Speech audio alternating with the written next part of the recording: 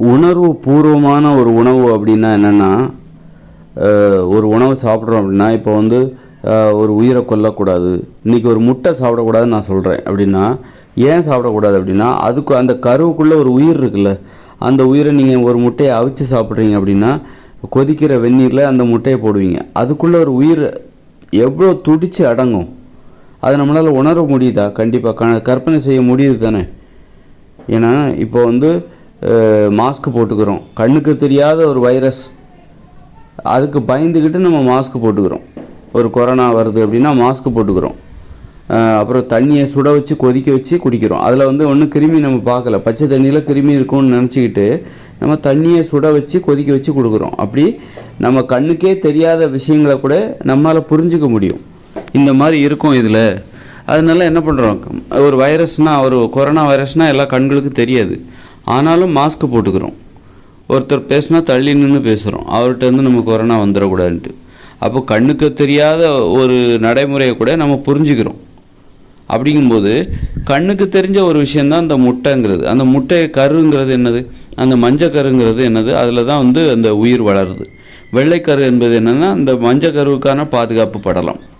மஞ்சள் கருங்கிறது வந்து வெளிப்புற அந்த முட்டை ஓட்டு சுவரில் மோதிவிடக்கூடாது. அப்போ அதுக்காக தான் அந்த வெள்ளைக்கருங்கிறது சுற்றி இருக்குது. வெள்ளைக்கருங்கிறது ஏன் சுற்றி இருக்குதுன்னா, அது ஒரு அந்த மஞ்சள் கருவுக்கான ஒரு பாதுகாப்பு. எங்கேயும் அது முட்டை வந்து குலுங்கும் போதோ அல்லது எல்லாம் வந்து மோதிடக்கூடாது அப்படிங்கிறதுக்கான ஒரு சுற்றி இருக்கிற ஒரு படலம். அப்படி கூட இருக்கலாம், எனக்கு தெரியாமல் கூட இருக்கலாம், தெரிஞ்சிருக்கணும், எல்லாமே நான் தெரிஞ்சுக்கணும் அப்படின்ட்டு இல்லாமல் எனக்கு தெரிஞ்ச அளவுக்கு நான் சொல்கிறேன்.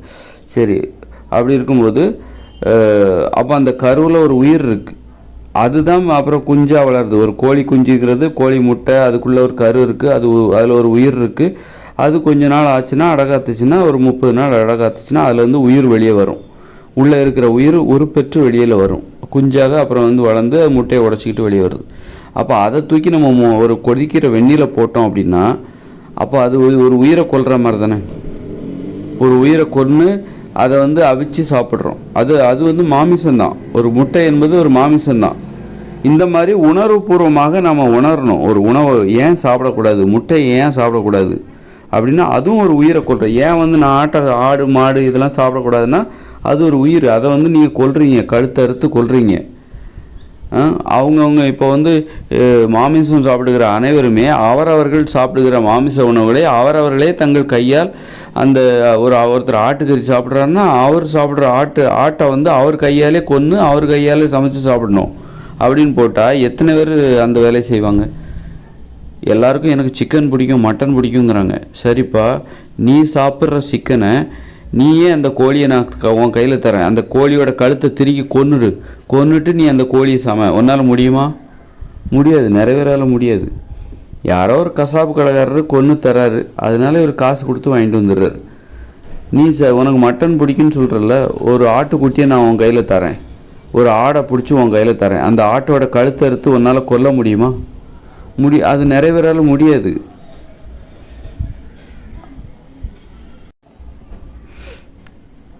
அதனால் வந்து அப்போ உயிரை கொல்றதுக்கு, உயிரை வந்து தனது கையால் கொல்றதுக்கு யாருக்குமே வந்து மனசு வராது. பெரும்பாலானவங்களுக்கு மனசு வராது. மனசில் ஈவு, இரக்கம், கருணை, அன்பு, பாசம் இல்லாதவங்களுக்கு தான், குற்ற உணர்ச்சி அதிகமாக உள்ளவங்களுக்கு மட்டும்தான் இந்த மாதிரி உயிர்களை கொல்வதில் வல்லவர்களாக இருப்பார்கள்.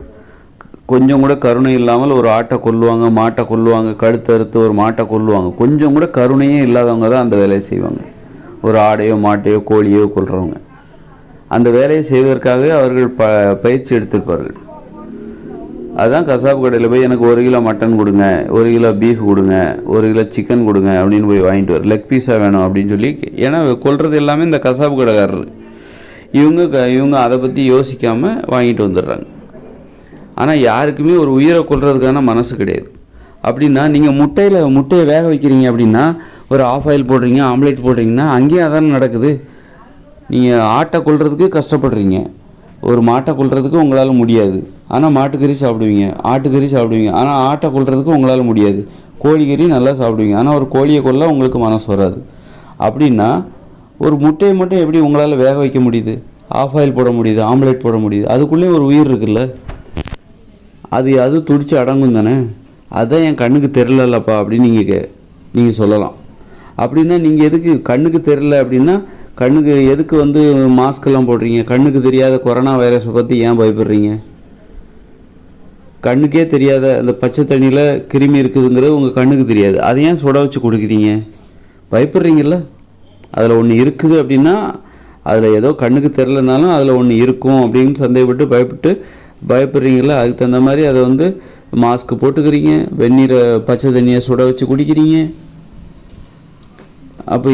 அப்போது கண்ணுக்கே தெரியலை, எனக்கு என் கண்ணுக்கு முட்டையில் இருக்கிற அந்த உயிர் கண்ணுக்கு தெரியல, அதனால தான் நான் அதை ஆம்லேட் போடுறேன், ஆஃப் ஆயில் போடுறேன் அப்படிங்கிறது வந்து நமக்கு தெரிஞ்சுக்க நம்மால் புரிந்து கொள்ளக்கூடிய ஒரு விஷயத்தை நாமளே பொய் சொல்லி நம்மை நாம் ஏமாற்றுகிறோம்.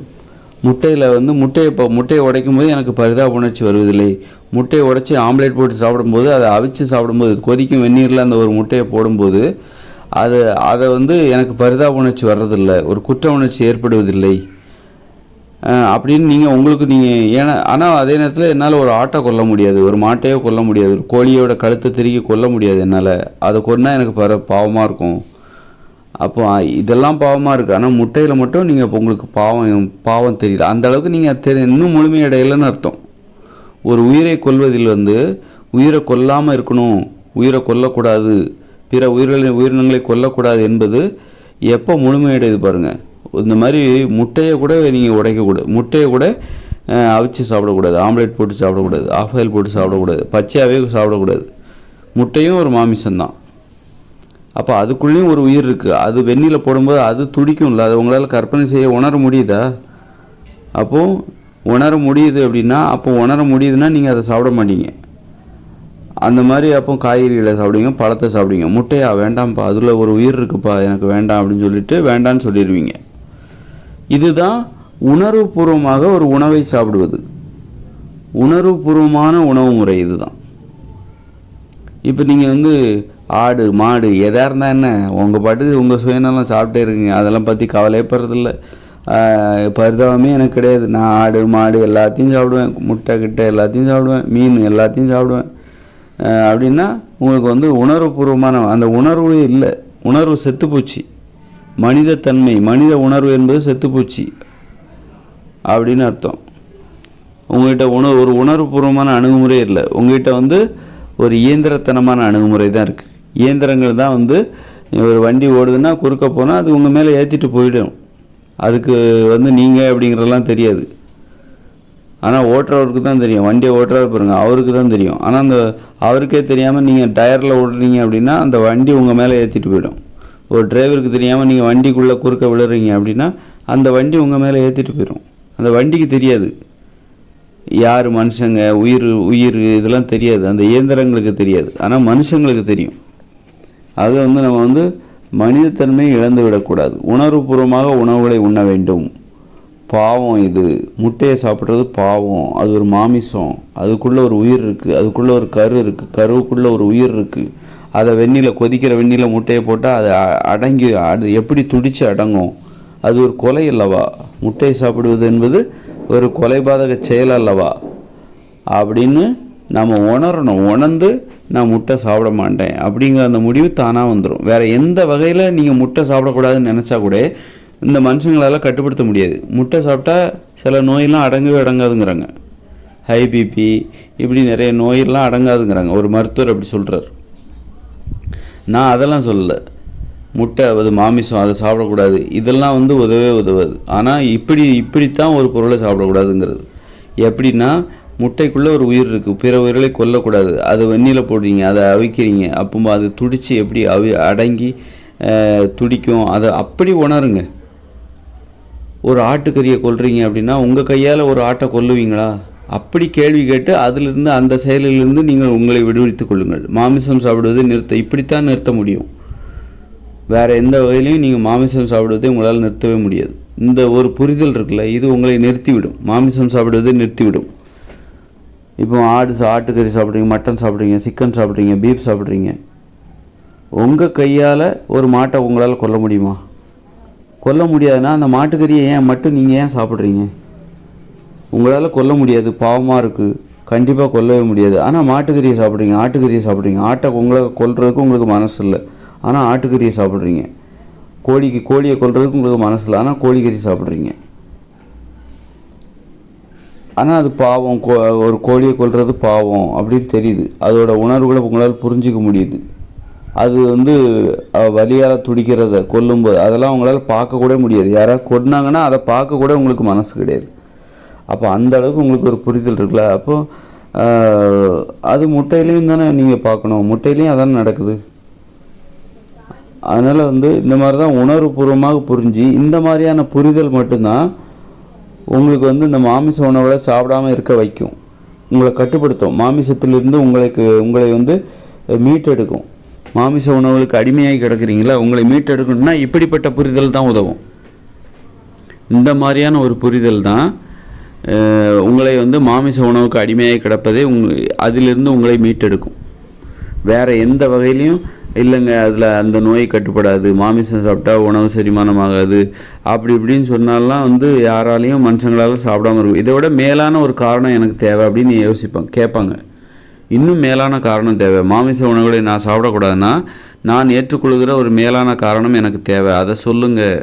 அது இதுதான், வேறு ஒன்றும் இல்லை. உயிர்களை கொல்லக்கூடாது, நமக்கு வலிக்கிற மாதிரி தான் அது வலிக்கும். நீங்கள் சாப்பிட்ற ஒரு மட்டன், உங்களால் ஒரு ஆட்டை கையால் கொல்ல முடியுமா? கொல்ல முடியாதுன்னா அதை ஏன் சாப்பிட்றீங்க? உங்களால் ஒரு கோழியை தலையை திரி கொல்ல முடியாதுன்னா ஏன் கோழிக்கறி சாப்பிட்றீங்க? முரணாக இருக்கிறதில்ல, முரண்பாடாக இருக்குல்ல. இப்படிப்பட்ட புரிதல் தான் உங்களுக்கு மாமிச உணவு மீது உங்களுக்கு இருக்கிற அடிமைத்தனத்திலிருந்து உங்களை மீட்டெடுக்கும். உங்களுக்கு மனிதத்தன்மை என்னும் புது ரத்தத்தை பாய்ச்சும். இதுதான் உணர்வுபூர்வமாக உணவு உண்பது. உணர்வுபூர்வமாக உணவு உண்ணணும், இயந்திரத்தனமாக உணவை உண்ணக்கூடாது.